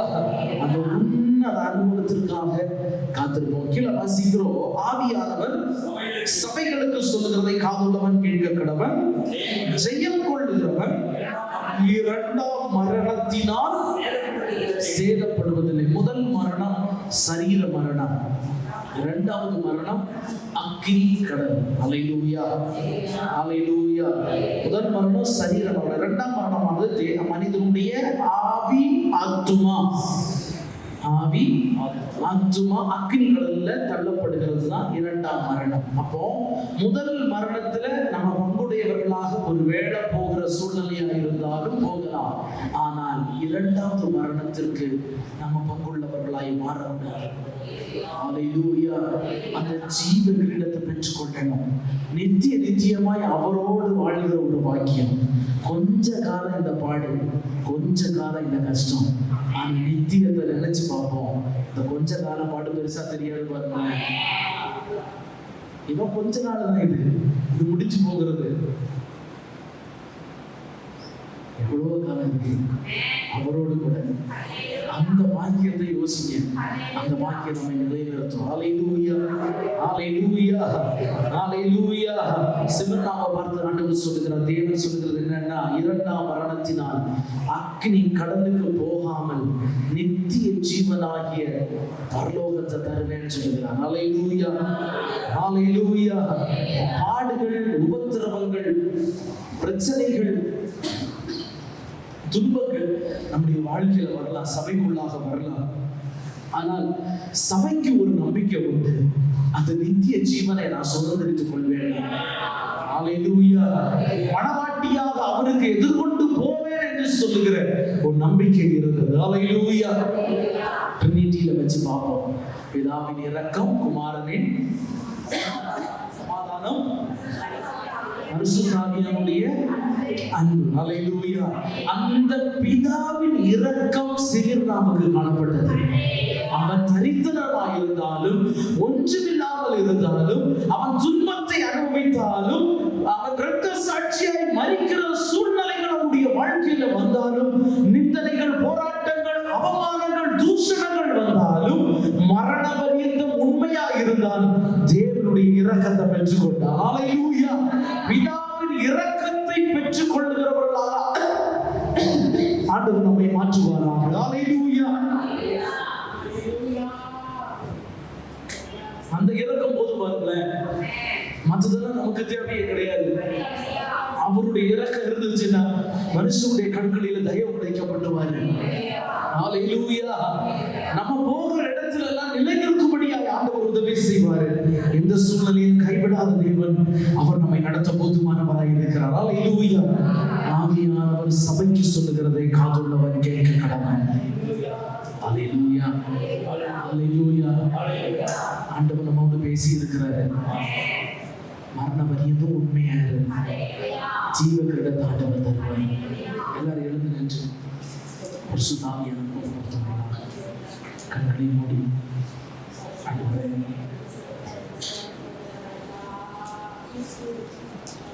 மரண பரியந்தம் உண்மையாக இருக்கிறாங்க. எங்களுக்கு வருகிற போராட்டத்தின் நிந்தனையும் துன்பங்களை குறித்து நாங்கள் பயப்படக்கூடாது. சப்பா. மரண பரியந்தம் உண்மையாக இருக்க உதவி செய்யாண்டவர். அந்த ஜீவ கிரீடத்தை நான் பெற்றுக்கொள்ளலாம். ஜீவ கிரீடத்தை நான் பெற்றுக்கொள்ளலாம். ஜீவ கிரீடத்தை நான் பெற்றுக்கொள்ளலாம். ஆதி சபையின் விசுவாசிகள் கண்டதான துன்புறுத்துதல்கள், போராட்டங்கள் உமக்காய் சகித்தார்கள் ஆண்டவர். உமக்காய் நின்றார்கள் ஆண்டவர். அதுல 0.1% கூட நம்ம சகிக்கல, நம்ம அனுபவிக்கல, நமக்கு வரல. ஆனா இன்னைக்கு ஆண்டவரை கேள்வி கேட்கிறோம், ஆண்டவரை தூசிக்கிறோம். அவருடைய விசுவாசத்துல குறை உள்ளவர்களாக இருக்கிறோம். ஹல்லேலூயா, ஹல்லேலூயா, ஹல்லேலூயா. நாங்கள் தரித்திரர்களாக இருந்தாலும் ஆண்டவருக்குள்ளாக ஐஸ்வர்யவான்களாக நாம் இருக்கிறோம். ஆண்டவர் நம்மை ஐஸ்வர்யவான்களாக வைத்திருக்கிறாரு. நிறைவான ஆவியானவர் நமக்கு தந்திருக்கிறாரு. அதை விட மேலான ஐஸ்வர்யம் ஒன்றுமே கிடையாது. பரிசுத்த ஆவியானவர் ஒப்பு கொடுத்தவர்களாக ஆண்டவரே கரங்களை உயர்த்தி ஒரு அர்ப்பணிப்போடு ஆண்டவரே நான் மரணம் வரையிலும் உண்மையாக இருக்கணும். ஏசப்பா நான் உண்மையாக இருக்கணும் ஆண்டவரே. உண்மை உள்ளவர் என்று எண்ணிதான் ஆண்டவர் நம்மளை ஏற்படுத்தி இருக்கிறாரு. ஆண்டவரே நான் உண்மையாக இருக்கணும். ஏசப்பா உமக்கு உண்மையா இருக்கணும். உங்களுடைய ரட்சிப்புக்கு உண்மையா இருக்கணும். உங்களுடைய மகா பரிசுத்தமான விசுவாசத்துக்கு உண்மையா இருக்கணும் ஆண்டவரே. அப்ப நான் ஜீவக்கிரத்தை பெருமையா ஆண்டவரே. ஹல்லேலூயா ஹல்லேலூயா. எங்களை கீழே விட தன்னால் பிசாசின் கிரியைகள் எங்களை மேற்கொண்டுகிட்டே இருக்குது. பல சூழ்நிலைகளை எப்படியாவது இதை விட வைத்துடலாம், இந்த ஆத்மாவை விட வைத்து விடலாம் என்று சொல்லி சாத்தான் பல விதத்துல போராடுகிறான். ஹல்லேலூயா ஹல்லேலூயா. மரண பரியந்த உண்மையா இருக்கணும் ஆண்டவரே. மரண பரியந்த உண்மையா இருக்கணும் ஆண்டவரே. அந்த ஜீவ கிரீடத்தை நான் பெற்றுக்கொள்ள ஆண்டவரே. உமக்கு முன்பாக உண்மையா இருக்க உதவி செய்ய ஆண்டவரே. உண்மையுள்ள மனுஷன் பரிபூர்ண ஆசீர்வாதங்களை பெறுவாங்க. ஹல்லேலூயா ஹல்லேலூயா. உம்மால நாங்கள் அழைக்கப்பட்டிருக்கிறோம் இயேசுப்பா. உமக்கு முன்பாக உண்மையாக இருக்க உதவி செய்ய ஆண்டவரே. ஹல்லேலூயா ஹல்லேலூயா ஹல்லேலூயா ஹல்லேலூயா ஹல்லேலூயா ஹல்லேலூயா ஹல்லேலூயா ஹல்லேலூயா ஹல்லேலூயா. ஆண்டவர் இருதயத்தை பார்க்கிறாரு. ஒருமுறை இருதயம் உள்ளவர்களுக்கு ஆண்டவர் சமீபமா இருக்கிறாரு. ஹல்லேலூயா ஹல்லேலூயா. உண்மையா இருக்க பிரயாசப்படுகிற ஆண்டவரே. பல நேரங்கள்ல விழுந்து போயிடுறேன் இயேசுப்பா. சூழ்நிலை அப்படி என்ன தள்ளிடுது ஆண்டவரே. ஹல்லேலூயா. அது இருக்கணும் இயேசுப்பா. உண்மையா இருக்கணும் ஆண்டவரே. உங்களுடைய வார்த்தைக்கு உண்மையா இருக்கணும். ஹல்லேலூயா ஹல்லேலூயா. உங்களுடைய சத்தியத்திற்கு நான் உண்மையா இருக்கணும். ஹல்லேலூயா. நான் உண்மையா இருக்க உதவி செய்ய நீங்க அப்படியே செய்யறபடினா உமக்கு நன்றி செலுத்துகிறோம். கிருபையுள்ள நல்ல ஆண்டவரை ஆசீர்வதிக்கப்பட்டதால் நேரத்திற்கு நன்றி செலுத்துகிறோம். பாடியாளர் உங்களுடைய வார்த்தைகளை கேட்க எங்களுக்கு உதவி செய்து உமக்கு நன்றி. சிவர்ணா சபை உமக்கு முன்பாக உண்மையா இருந்தது ஆண்டவரே. ஒரு குறையும் நீர் அந்த சபையில காணவில்லை ஆண்டவரே. கடைசி வரையும் உண்மையா இருந்தார்கள் ஆண்டவரே. பாட அனுபவித்தார்கள் ஆண்டவரே. உபத்திரவப்பட்டார்கள். எல்லா சூழ்நிலையிலும் மரணம் தனக்கு நேரிடுகிற சூழ்நிலையாக இருந்தார்கள். உண்மையாக இருந்தார்களே. அப்படிப்பட்ட ஒரு உண்மையை எங்களுக்கு தான் ஆண்டவரே. ஹல்லேலூயா ஹல்லேலூயா ஹல்லேலூயா. என்னுடைய சபையும் அந்த ஜீவ கிரீடத்தை பெற்றுக்கொள்ளக்கூடிய ஒரு மணவாட்டியாய் எங்களை மாற்றுபடியாய் ஜெபிக்கிறோம் ஆண்டவரே. சபா ஹல்லேலூயா ஹல்லேலூயா. எங்களை ஆயத்தப்படுத்துவீராக, எங்களை பரிசுத்தப்படுத்தும்படியாக ஜெபிக்கிறோம். இந்த சூழ்நிலையில் உம்மை விட்டு வழிவிலகி போகாமல் உமக்காய் நிற்க உதவி செய்ய ஆண்டவரே. ஹல்லேலூயா ஹல்லேலூயா. கிருபையினால் மூடி மறைத்து பாதுகாத்துக் கொள்ளுங்கள். இரத்த கொட்டைகளாய் மூடி மறைத்துக் கொள்ளும்படியாக ஜெபிக்கிறோம் ஆண்டவரே. இந்த பிள்ளைகளை ஆசீர்வதிங்க. எந்த சூழலுமே மாத்திரம் பற்றி கொண்டு இலக்கை நோக்கி தொடர உதவி செய்யுங்க ஆண்டவரே. தொடர்ந்து நடக்கிற உபவாச ஜெபங்களை நீங்க ஆசீர்வதிங்க. நீங்க பேசணும் ஆண்டவரே. நீர் இடைபடும்படியாக ஜெபிக்க வராதவர்களை வருகிற நாட்களில் நீங்க கூட்டி செய்யுங்க ஆண்டவரே. ஒரு விழிப்புள்ள இதயத்தை தாழ்த்தி தருங்க. இயேசுவின் நாமத்தில் ஜெபிக்கிறோம் நல்ல பிதாவே.